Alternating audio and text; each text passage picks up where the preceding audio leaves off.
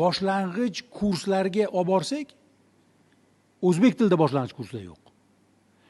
Birinchi sinfga bolani beramiz desak, o'zbek tilida birinchi sinf yo'q.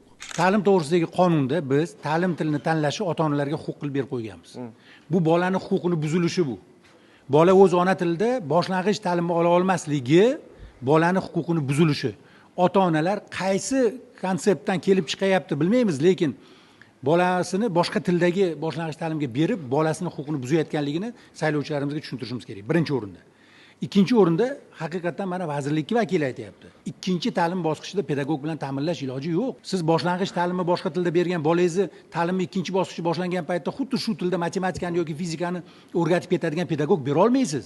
Bola ikkinchi bosqichda depressiyaga tushadi. O'rganish kerak bo'lgan fundamental bilimlarni o'rganmay qoladi. Keyin shu depressiya davom etadi. 10-11 sinfga kelib bilimsizlik boshlanadi. Maktab maqsadiga erisha olmaydi.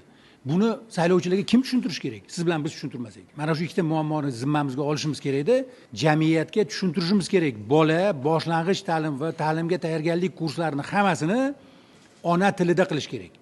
Boshqa millatli vatandoshlarimizga talab bilan shu sharoitni yaratib berish kerak. Boshqa millatli vatandoshlarimiz agar boshlang'ich ta'limni o'zim ona tilimda olaman desa, nur ustiga a'lo nur.